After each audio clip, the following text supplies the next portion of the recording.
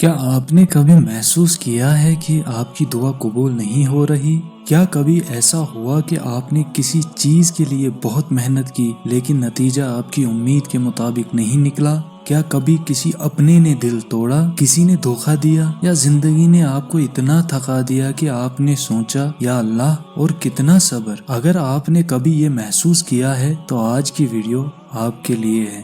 آج ہم بات کریں گے ایک ایسی قوت کی جو کمزور کو مضبوط بنا دیتی ہے، مایوس کو امید دیتی ہے اور اللہ کے قریب کر دیتی ہے، اور اس قوت کا نام ہے صبر۔ ویڈیو کو آخر تک ضرور دیکھیے، کیونکہ آخر میں آپ کو ایک ایسا واقعہ سنانے والا ہوں جو آپ کے دل کو ہلا دے گا اور صبر کے معنی ہمیشہ کے لیے بدل دے گا۔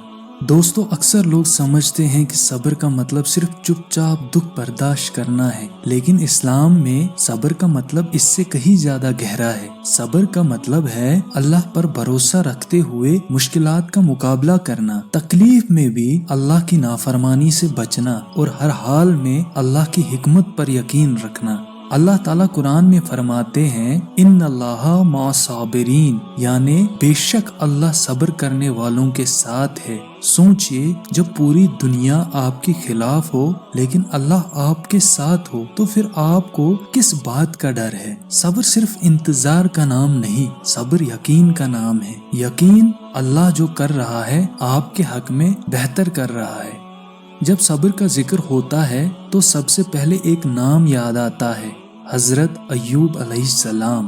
حضرت ایوب علیہ السلام کے پاس دولت تھی، صحت تھی، اولاد تھی، لیکن اللہ نے انہیں سخت آزمائش میں ڈال دیا۔ دولت چلی گئی، اولاد چلی گئی، صحت چلی گئی، جسم بیماری سے بھر گیا، لوگ دور ہو گئے، لیکن ایک چیز نہیں بدلی، ان کا اللہ پر یقین۔ انہوں نے کبھی شکوہ نہیں کیا، کبھی اللہ سے ناراض نہیں ہوئے، اور جب دعا کی تو دیکھیے کتنی ادب والی دعا کی، یا اللہ مجھے تکلیف پہنچی ہے اور تو سب سے زیادہ رحم کرنے والا ہے۔ بس نہ شکایت، نہ گلہ، نہ ناراضگی، اور پھر اللہ نے انہیں سب کچھ واپس دے دیا۔ اس واقعے سے ہمیں یہ سبق ملتا ہے کہ اللہ آزمائش لمبی کر سکتا ہے لیکن اپنے بندے کو بھولتا نہیں۔ کبھی کبھی ہم اللہ سے کچھ مانگتے ہیں اور وہ چیز ہمیں نہیں ملتی۔ ہم سمجھتے ہیں کہ اللہ نے ہماری دعا قبول نہیں کی، لیکن حقیقت کچھ اور ہوتی ہے۔ سوچئے، ایک چھوٹا بچہ آگ کے ساتھ کھیلنا چاہتا ہے، وہ روتا ہے، ضد کرتا ہے، لیکن اس کی ماں اسے آگ نہیں دیتی۔ کیوں؟ کیونکہ ماں کو پتا ہے کہ اس میں نقصان ہے۔ بالکل اسی طرح اللہ ہماری ہر دعا سنتا ہے، لیکن جو چیز ہم مانگ رہے ہوتے ہیں ضروری نہیں کہ وہ ہمارے لیے بہتر ہو۔ کبھی اللہ فوراً دے دیتا ہے، کبھی دیر سے دیتا ہے، اور کبھی اس سے بھی بہتر چیز دے دیتا ہے، لیکن شرط صرف ایک ہے، صبر۔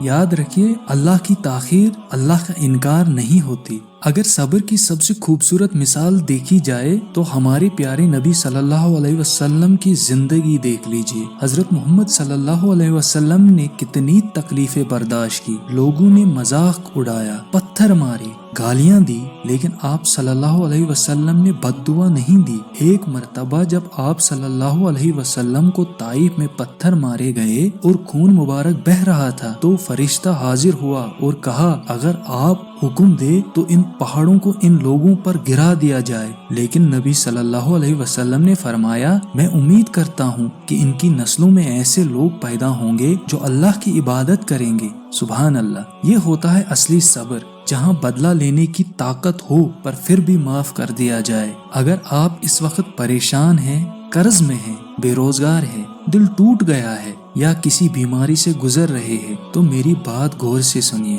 اللہ آپ کو سزا دینے کے لیے نہیں آزما رہا۔ ہو سکتا ہے اللہ آپ کو بلند درجات دینا چاہتا ہو سکتا ہے اللہ آپ کے گناہ معاف کر رہا ہو سکتا ہے اللہ آپ کو اس مقام تک پہنچانا چاہتا ہو جہاں آپ دعا کے بغیر کبھی نہیں پہنچ سکتے۔ ہر آنسو جو اللہ کے لیے گرتا ہے اللہ اسے ضائع نہیں کرتا۔ ہر درد جو اللہ کے لیے برداشت کیا جاتا ہے اللہ اس کا اجر لکھتا ہے۔ اور یاد رکھیے، سب سے اندھیری رات کے بعد ہی صبح ہوتی ہے۔ دوستو، زندگی میں ہر شخص کو کسی نہ کسی امتحان سے گزرنا پڑتا ہے۔ فرق صرف اتنا ہے کہ لوگ شکوہ کرتے ہیں اور ٹوٹ جاتے ہیں، اور کچھ لوگ صبر کرتے ہیں اور اللہ کے قریب ہو جاتے ہیں۔ آج جب یہ ویڈیو ختم ہو تو ایک وعدہ کیجئے، چاہے مشکل کتنی بھی بڑی ہو، چاہے انتظار کتنا بھی لمبا ہو، چاہے لوگ سمجھے یا نہ سمجھے، آپ اللہ کا دامن نہیں چھوڑیں گے، کیونکہ اللہ نے وعدہ کیا ہے بے شک مشکل کے ساتھ آسانی ہے، اور اللہ کا وعدہ کبھی جھوٹا نہیں ہوتا۔ اللہ ہم سب کو ہر مشکل میں صبر اور اپنی رحمت نصیب فرمائے۔ السلام علیکم ورحمۃ اللہ وبرکاتہ۔